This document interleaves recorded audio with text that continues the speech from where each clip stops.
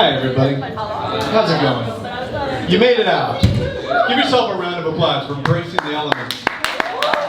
Yeah. We've had some fucking wild weather, haven't we? Yeah. Fucking insane. Did anybody see? I woke up this morning and saw that the Hollywood sign was covered in snow. That's incredible. Finally some snow in LA that's not laced with fentanyl. Pretty cool. None of you know me. The only person that came to see me was that homeless guy, and he got kicked out. So it's my demo. A little bit about me. I'm besides being a comic, I'm a little bit of a Renaissance man. Like for example, I'm also the singer in a Motown tribute group called the White Supremes. We mostly play gun shops, but a gig's a gig. I'm also a writer. I wrote one book. I think that counts as maybe a writer. Yeah, a novel. I wrote a novel. Oh, thank you so much. Maybe you read it. If you're interested, my novel tells the story of a young man who wakes up one morning to discover he's turned into a giant pile of shit. One critic described it as Kaka-esque. Okay, some people read here. Most of the crowd's like, cocaine! Books, boo! The other thing about me is I'm married. Woo! Yeah, thanks. Did somebody say nice? Oh yeah. Yes. Yeah, it's not going that great. Let me ask you, say woo if you're my wife. No, sorry. I appreciate it.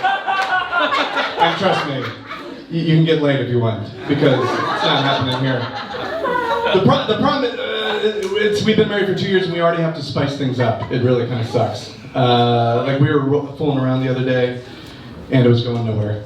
And my wife got very frustrated. And she was like, I think we should try role playing. She was like, what kind of porn do you like? You know, we'll act that out. And I don't know why I'm touching my fat belly. Anyway, I was like, you know what, I really like realtor porn. Does anybody know what? Yeah, that guy who cuts his own hair. You look great though, by the way. You look great. You have the age, you can do that. If I cut my hair like you, a band would be here in 5 minutes. Anyway, realtor porn, for those who don't know, it's like POV, it's like a house showing. The girl, you can surmise the rest. So my wife looks at me like I'm an idiot, and she's like, great. Go wait outside of our one-bedroom apartment. Give me a few minutes.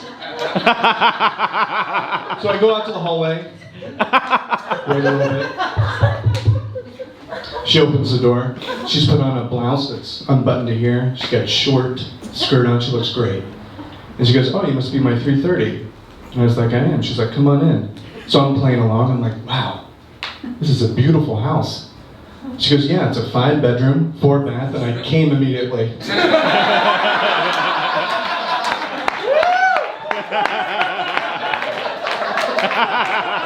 Turns out I have a square foot fetish.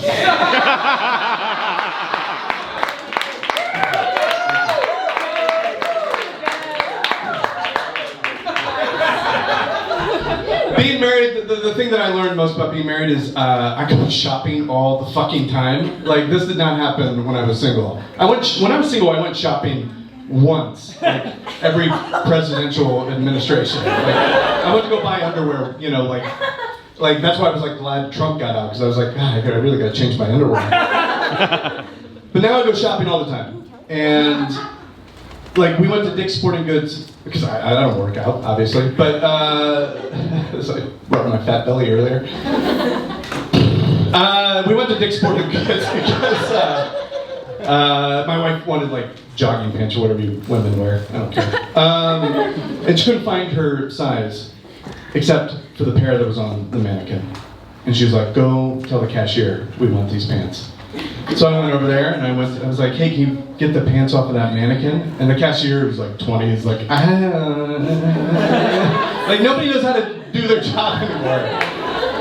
So the cashier was worthless. But then we just heard this fucking voice go, I'll do it. And we look over and it's this big burly dude who like works back in the shipping, and he just, without saying anything, immediately picks the female mannequin off the rock lays her down on the floor, stands over her, and just starts yanking the pants off her. Which the mannequin on the rock was like, ah, my king. On the ground is like, help, somebody help. And my wife is watching this and she's like, I don't want these pants anymore. And the guy's like, no, just give me a minute, it never, like, this takes this long. And she's like, I said no. And he's like, come on, bitch, take off your pants. It's our second rape joke of the night. And nobody got raped in this one, so.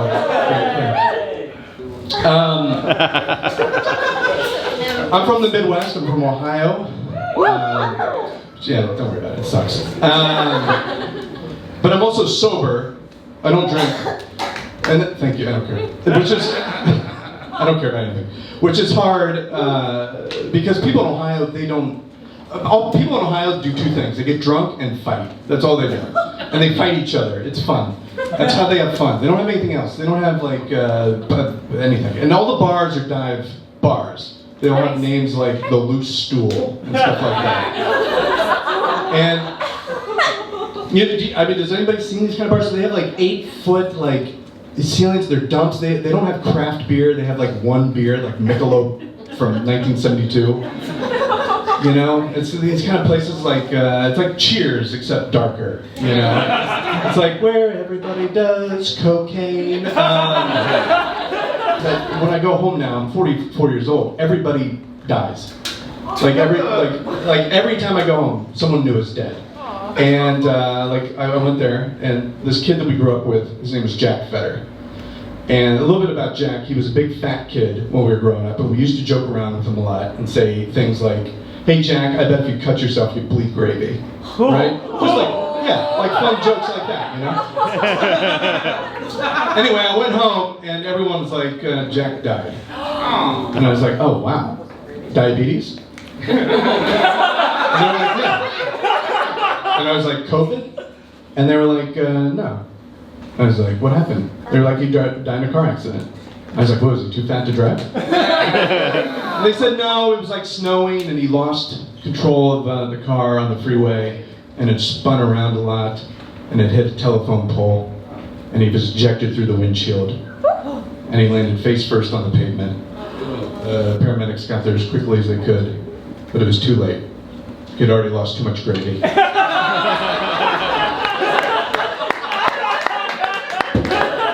Thanks so much, I'm Mike Postalakis.